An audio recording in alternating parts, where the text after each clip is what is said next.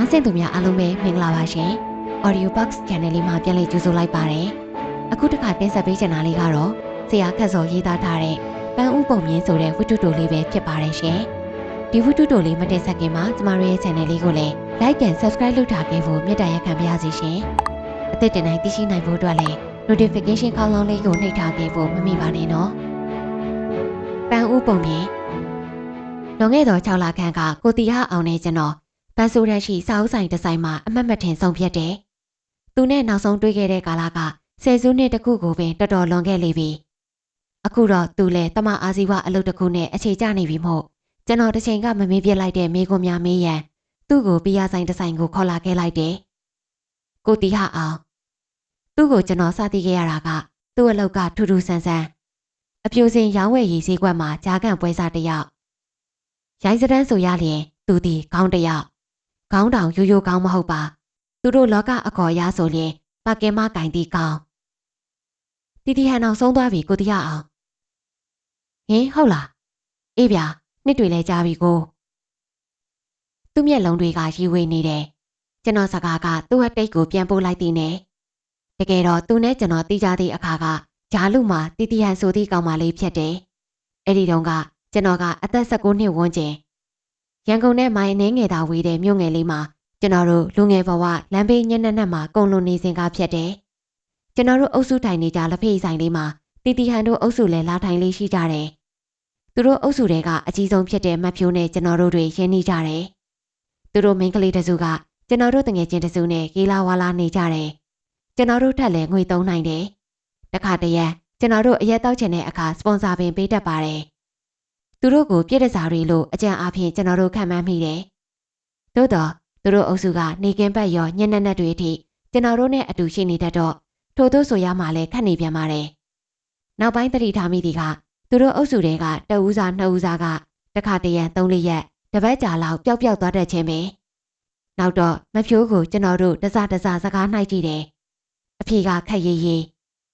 သူတို့ကောင်မလေး4ယောက်သည်တာမန်မိန်းကလေးများမဟုတ်သည်ကိုတော့ကျွန်တော်တို့ရိပ်မိတယ်။သိမကြမီကျွန်တော်တို့အုပ်စုထဲမှာကောင်းနေနဲ့သူတို့တွေတမီရီစာဖြစ်ကုန်ကြတယ်။ကျွန်တော်တို့ဆိုင်ကနောက်မှာသူတို့အမြဲပါလာတယ်။တရက်မှာတော့ကျွန်တော်အဖို့သူတို့အကြောင်းကိုသိဖို့အကြောင်းဖန်လာပါတယ်။အဲဒီနေ့ကမြို့မှာဖျားဝဲကျင်းပနေတဲ့ရက်ဖြစ်တယ်။ထိုင်နေကြလက်ဖေးဆိုင်ကိုဆိုင်ကယ်စီးပြီးကျွန်တော်ထွက်လာတော့တော်တော်နောက်ကျနေပြီ။တငယ်ချင်းတွေတအုပ်စုလုံးဖျားဝဲသွားကြတယ်။ဖျားဝဲကလည်းလူစီကားလာတဲ့အတွက်လိုက်သွားလျင်ပင်သူတို့ကိုတွေ့နိုင်ပွဲမရှိ။ဒါကြောင့်လက်ဖေးတစ်ခွက်မှာပြီးထိုင်နေလိုက်ပါတယ်။ဟဲ့နင်ရှိတာနဲ့အတော်ပဲငါ့ကိုကူညီပါဦးတီတီဟန်ကကျွန်တော်ပခုံးကိုပုတ်ပြီးပြောတယ်တီတီဟန်ကသူတို့အုပ်စုထဲမှာအသက်အငယ်ဆုံး16နှစ်တသားရှိသေးတယ်သို့တော့အကောင်ညက်ညက်မျက်နှာကကလေးမျက်နှာပေါင်းမို့သူ့အသက်က73-14နှစ်တသားထင်ရတယ်ငါရန်ကုန်ကဧည့်သည်တယောက်ရောက်နေလို့အဲ့ဒါနေဆိုင်ကနေလိုက်ပို့ပေးစမ်းပါငါကယ်တီက3000ပေးပါမယ်အဲ့ဒီအချိန်ကဝန်တန်းလာစာပင်1000မပြေးသေးခဲ့မြို့ပြင်မှာရှိတဲ့ဟိုတယ်တစ်ခုကိုပို့ပေးရုံနဲ့ငွေ3000ရမယ်ဆိုတော့ကျွန်တော်မှညှင်းနိုင်စွာမရှိသူတို့အကြောင်းကိုလည်းသိချင်တဲ့အတွက်ကျွန်တော်လိုက်ပို့ဖြစ်သွားပါတယ်ဟိုတယ်ထဲကိုဝင်လိုက်တာနဲ့တီတီဟန်ကကားကောင်းစားတစ်စီးကိုလက်ညှိုးထိုးပြတယ်ကားနားကိုမောင်းသွားတဲ့အခါကားပေါ်မှာသပင်ရှိရှိခပ်ပိန်ပိန်နဲ့လူတစ်ယောက်ဆင်းလာတယ်အခန်းကဟေ့တီတီဟန်အထဲကနေသူကြည့်နေတယ်ထို့သူကပြောလိုက်ရင်ချက်ချင်းပဲတီတီဟန်ကကျွန်တော်နောက်သို့ပုံးကရက်လိုက်တယ်ညီလေးလိုက်ဖို့ပေးတာကျေးဇူးပါရော့ကျွန်တော်လက်ထဲအထုပ်ထည့်ပေးတယ်။ကန်ကြည့်လိုက်တော့1000တန်ငွေဆက်ကို2အုပ်2သိန်းလောက်ရှိမယ်ထင်။ယူထားလိုက်ပြီးရင်ဟိုတယ်ထိပ်ကသွားဆောင်ဒီရက်ကိုပြန်ထွက်လာလိမ့်မယ်။တီတီဟန်ကကျွန်တော်ကြောနာကတ်ခါအသာပြောတယ်။ကျွန်တော်သူ့ကိုလှည့်ကြည့်တော့သူ့ပုံစံကတစုံတစ်ခုကိုကြောက်လန့်နေဟန်တွန်းဆုံနဲ့သူတို့ပုံစံတွေကပါရီမန်ကျွန်တော်နားမလဲပါ။အဲဒီနောက်ဆန်ရှင်မင်းသားကတီတီဟန်လက်ကိုဆွဲပြီးဟိုတယ်ခန်းအတွင်းဝင်သွားတယ်။ကျွန်တော်လည်းထူးတွေးမနေတော့ပဲသူပြောတဲ့အတိုင်းဟိုတယ်အပြင်ဘက်ကိုဆိုင်ကယ်ကိုမောင်းပြီးစောင့်နေလိုက်တယ်။ခဏကြာမှတော့ဆန်ရှည်ပုတ်ကိုရောက်လာတယ်။ညီလေးဒီနားမှာဘီယာဆိုင်ကောင်းရှိလား။ရှိတယ်အကို။အေးတော့ကြမယ်လေကွာလာ။ဘီယာဆိုင်ရောက်တော့ကျွန်တော်လက်ထဲမှာငွေတုပ်ကိုသူကပြန်ယူတယ်။ကျွန်တော်ကိုငွေ9000ထုတ်ပေးတယ်။သူနဲ့ကျွန်တော်တောက်ကြစားကြတယ်။ငါညီဆိုင်ကယ်ကယ်ရီမောင်းတာကြပြီလားကျွန်တော်မှဘာပြန်ဖြစ်ရမှန်းမသိ မင်းကိုအခုမှစတွေ့ဘူးလို့ပါကွ။ဟိုတစ်ခေါက်တွေကတီတီဟန်ကိုလိုက်ပို့တာတခြားလူမဟုတ်လေ။ကျွန်တော်ကဆိုင်ကယ်ကယ်ရီသမားမဟုတ်ဘူးအကို။တီတီဟန်တငယ်ချင်းသူကအကူကြီးတောင်းလို့လိုက်ပို့တာ။အော် sorry ညီအကိုမှားသွားတယ်။ချနောက်ဘာမှအောင်မလဲ။ထိုနေ့ညကသူနဲ့ကျွန်တော်တော်တော်တောက်ဖြစ်တယ်။စကားတွေလည်းပြောပြတယ်။သူ့နာမည်ကတီဟအောင်ရန်ကုန်မှာနေတယ်။မဖြိုးတို့တီတီဟန်တို့နဲ့အလုပ်တွဲလုပ်တယ်။တခါတရံမဖြိုးတို့အုပ်စုကရန်ကုန်လာပြီးတခါတလေတော့သူကဖောက်တယ်ကိုကျွန်တော်တို့မျိုးကိုခေါ်လာပေးသည်တဲ့ကျွန်တော်ထက်ဆက်စုတယ်သူကပုံမှန်လင်းလင်းပြောပြတယ်တကယ်တော့တီတီဟန်ကိုအပြိုစင်းဟုလိမ့်လေပြီးတထေးတယောက်ထံတီတညရောင်းချလိုက်ခြင်းဖြစ်တယ်အကိုသူကအပြိုစင်းမှမဟုတ်တာဟိုကအခန်းထဲရောက်ရင်သိမှာပေါ့မပူပါနဲ့ညီလေးရာတီတီတို့ကဒါမျိုးလှုပ်လာနေတာနှောကြည့်နေပြီသူအဆင်ပြေပါတယ်အကိုကသာအဆင်ပြေတယ်ပြောတာဟိုမှာကြာကျွန်တော်နောက်မှာတွန်းဆုံနဲ့အော်ညီလေးอ่ะအဲ့ဒါဝင်ရိုက်နေတာကွာအထဲမှာပြီးကျဲကမင်းတို့ကိုလှမ်းကြည့်နေတာမင်းကိုလည်းသူ့ကိုအရင်ကိုယ်တိုင်လာပို့တာပါဆိုပြီးညားထားပြီးသားဒါကြောင့်မင်းလက်ထဲငွေထည့်တာပေါ့ဟာဗျာခမ ्या တို့လိန်တဲ့အထက်ကျွန်တော်ကဘူးမသိဘာမသိနဲ့စိတ်မဆိုးပါနဲ့ညီလေးရာဒီလိုပဲလှုပ်ရှားရတာပေါ့ဒီကောင်ကြီးတွေကလည်းဒီလိုမှငွေထွက်တာကွာဒါနဲ့တကယ်ပါကင်အစ်စ်တွေကြတော့ရောအဲ့ဒီလိုပဲရောင်းတာလားအဲ့ဒါကတစေးညီလေးရတီတီဟန်ကိုလည်းလွန်ခဲ့တဲ့3နှစ်ကတကယ်ပါကင်အဖြစ်အခုပဲချိတ်ပေးခဲ့တာအဲ့ဒီတော့က4-5သိန်းပေါ့ကွာအခုဟာကြတော့ဈေးသိမ့်မပေးနိုင်တဲ့လူတွေကိုပါကင်အတုလုပ်ပြီးပညာပေးလိုက်တာပေါ့စိုက်ပိတ်ခံဒီမှာတော့ကိုတီဟအောင်ကိုဟိုတယ်ကိုပြန်လိုက်ပို့ရတယ်ကျွန်တော်လည်းအိမ်ပြန်လာလိုက်တယ်နောက်တစ်နေ့မှတီတီဟန်နဲ့တွေ့တော့ကျွန်တော်စိတ်ထဲတစ်မျိုးကြီးဖြစ်နေပါတယ်ဟဲ့ညကအချိန်လေးမှကောင်းရဲ့လားတီတီဟန်ကကျွန်တော်ကိုလက်မသာထောင်ပြပြီးနွားနို့ခွက်ကိုကုန်းတောင်းနေတယ်နောက်ပိုင်းမဖြိုးတို့တီတီဟန်တို့ပျောက်သွားပြီဆိုရင်ကျွန်တော်အထာနဲ့သွားလိမ့်ပြီသူတို့ဖယ်သွားပြီးဘာလို့ဒီဆိုဒီကိုတီးသွားပြီနောက်ပိုင်းကာလများမှာသူတို့ထဲဆဲကြော်သက်ကောင်မလေးအချို့တိုးလာပါတယ်ပါကင်စည်းခွက်ရဲ့တားကောင်လေးများမှန်ကျွန်တော်နားလဲလိုက်တယ်ခေရဲ့အချိန်ကြီးရစားဝတ်နေရေးကသူတို့ကိုထိုနေရာကိုတွန်းပို့နေပါတယ်ကိုတီဟအောင်နဲ့ကျွန်တော်နောက်ထပ်3ချိန်လောက်ဆုံးဖြစ်ပါတယ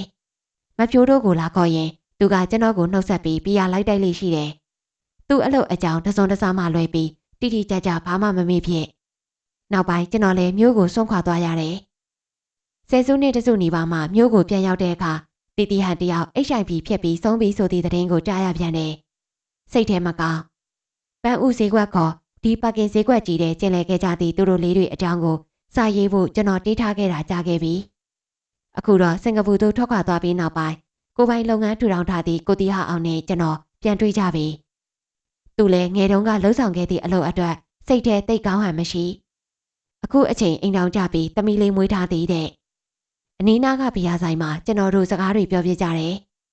ကိုတီဟအောင်ပြောတော့ပန်းဦးဈေးကွက်ဆိုဒီမှာကအပြိုစင်ရောင်းဝယ်ခြင်းဈေးကွက်များသည်ရန်ကုန်မြို့အပါအဝင်မြန်မာနိုင်ငံမြို့ကြီးများတွင်သူ့အချိတ်ဆက်နှင့်သူရှင်သန်နေခြင်းဖြစ်တယ်အထူးသဖြင့်ငွေကြေးဖောဖောတည်တည်သုံးနိုင်ပြီးလိမ်မှုဝါသနာကြီးသူတို့နှင့်ပါကင်ပွဲစားခေါ်အပြိုစင်ပွဲစားများအကြားသူလိုက်နဲ့သူအချိတ်ရဆက်ရှိကြတယ်ပါကင်ပွဲစားများအနေဖြင့်တားကောင်အဖြစ်အဓိကပြတ်မှတ်ထားကြသည်မှာအထက်ကြီးပြက်လူဒန်းစားမိသားစုနှင့်လူလက်ဒန်းစားမိသားစုမှအမျိုးသမီးငယ်လေးများသာဖြစ်တယ်ဈေးကွက်အတွင်ပန်းဦးပွဲစားများမှအချင်းချင်းချိတ်ဆက်ထားကြပြီးဖောက်တဲ့နှင့်ပန်းဦးရောင်းသူအကြားအစင်စင်ဆက်သွယ်ပေးရတယ်ပန်းဦးရောင်းမိကာယကံရှင်နှင့်ချိတ်ဆက်မိတဲ့အခါဓာတ်ပုံအရင်ရယူလေးရှိကြောင်းရဲနောက်တစ်ဖက်ဖောက်တဲ့နှင့်ချိတ်ဆက်ကဈေးအလျှော့တဲများဆိုပြီးနောက်ဟိုတယ်သို့မဟုတ်နေရာတစ်ခုခုတွင်လုပ်ငန်းဖြစ်စေရန်ညှိပေးရတယ်။ထို့သောပြုလုပ်သည့်အတွက်ကျသိန်းငွေဤ20%ကိုပွဲစားများမှရရှိတယ်။ပန်းဦးဈေးကွက်မှာအမျိုးသမီးငယ်များတဲ့မကပဲလိန်တူချစ်သူအချို့ကအမျိုးသားများကိုပါပြစ်မှတ်အဖြစ်သုံးလာကြသည်ကလည်းနောက်ပိုင်းတွင်ခေတ်စားလာခဲ့တယ်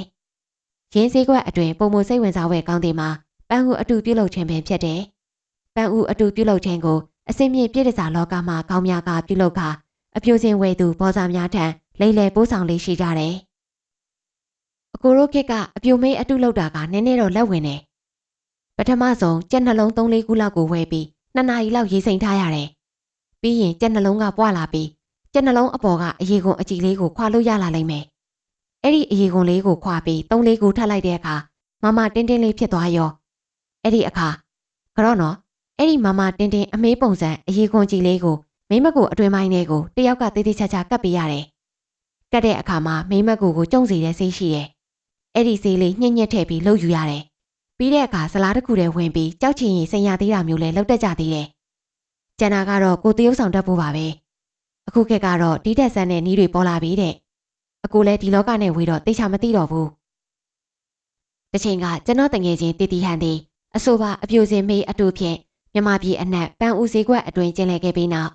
HIV ရောဂါကူးစက်ခြင်းခံရခြင်းဖြစ်နိုင်သည်ဟုကိုတီဟအောင်ကပြောပါတယ်။ပါကင်ဖောက်တာဆိုတော့သူတို့ကဘယ်တော့မှကွန်ဒုံးမသုံးဘူးလေ။အပြိုအစ်စ်လေးတွေလို့သူတို့ကယုံတာကို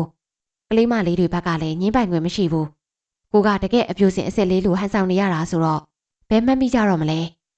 ။ရင်ကလိမ်မိုးကိစ္စတွင်ပထမမှဖြစ်ချင်သူအန်ကယ်ကြီးတို့အတွက်တတိချက်စရာပဲ။တိုင်းပြည်၏နိုင်ငံရေးအခြေအနေအပြောင်းလဲများပြလှသောကာလအတွင်းမပြောင်းမလဲပဲရှိနေသည်မှာအောက်ခြေပြည်သူလူထု၏စာဝတ်နေရေးနှင့်ကုန်စည်နှုန်းပင်ဖြစ်တယ်။ထို့အပြင်ဆွဲဆောင်လာသောနည်းပညာအသုံးဆောင်များစိန်ခံပစ္စည်းများကလည်းလူလက်တန်းစားမိသားစုမှပေါက်ဖွားလာသည့်လူငယ်များကိုဆွဲဆောင်နေကြပြီဖြစ်တယ်။ငွေကိုရေလိုသုံးနိုင်နေသည့်ငွေကြေးချမ်းသာသူအချို့ကလည်းမူရည်စေဝါလိန်ကိစ္စတို့တွင်ထူးခြားစံပြသည့်ဝန်ဆောင်မှုအမျိုးမျိုးကိုရှာဖွေလာကြတယ်။ယင်းတို့ဖြင့်ဆင်းရဲချမ်းသာကွာဟမှုမြင့်မားလာသောလူအဖွဲ့အစည်းအတွင်းပန်းဦးဈေးကွက်ကဲ့သို့အပြိုစင်အယောင်းဝယ်များဖြစ်လာကြလေတယ်